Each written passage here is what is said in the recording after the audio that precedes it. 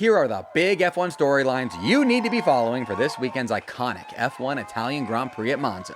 Your first storyline: how will Ferrari perform at their home Grand Prix? Ferrari are entering their home Grand Prix at Monza coming off their worst result of the entire season thus far, a double DNF at the Dutch Grand Prix. That being said, Ferrari fans should not be worried that much about what that means for their podium chances at Monza. Why? Because a Ferrari has finished on the podium at Monza every year of the current regulations era, plus they won the whole freaking thing last year, so yeah, I do expect a Ferrari bounce back this weekend after a bad Dutch Grand Prix. That being said, it'll have to be Leclerc who does the bouncing back, as Lewis Hamilton will unfortunately be entering the Italian Grand Prix with a 5-place grid penalty due to a yellow flags infringement at Zandvoort, so sadly a Ferrari 1-2 looks highly unlikely, plus Lewis's penalty also blows because can you imagine the scenes if Lewis Hamilton were to win the Italian Grand Prix in his first season at Ferrari? Actually, now that I say that, can you imagine the scenes if Lewis Hamilton wins the Italian Grand Prix in his first season at Ferrari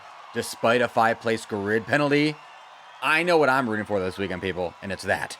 Your second storyline: how will Mercedes rookie Kimi Antonelli perform at his first home Grand Prix? There's no doubt that Kimi Antonelli, the first Italian F1 driver since 2021, will be extremely excited to drive at his first home Italian Grand Prix, assuming, of course, he doesn't get booed out of there for ruining Charles Leclerc's race at Zandvoort this past weekend. That being said, if you watched The Seat on Netflix, which I highly recommend, you'll know that Kimi Antonelli has some very bad memories of driving the Mercedes car at Monza from when he crashed there during FP1 last year, right before Mercedes announced him as one of their drivers for 2025.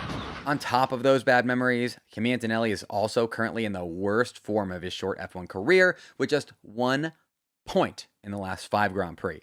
So considering everything, he'll probably be headed to Monza with negative confidence about what he'll be able to pull off there. Your third storyline: the F1 title fight just had its first huge moment of the season. The further we get into the F1 season with Oscar Piastri and Lando Norris neck and neck when it comes to the World Drivers' Championship, the more colossal a gigantic points swing is. So it's safe to say that Lando Norris retiring from P2 with just 7 laps remaining at the round 15 of 24 Dutch Grand Prix, with Oscar Piastri going on to win the race, is an absolutely monumental moment in the 2025 World Drivers' Championship title fight. Lando essentially needs Oscar to not finish in the points at some point before the end of the season now for the playing field to level back up for them, which is bad news for Lando because, yeah, Oscar has not gone pointsless yet at a Grand Prix in 2025. That being said, Lando is trying to use this new points discrepancy to his advantage by saying it's taken all the pressure off him going forwards.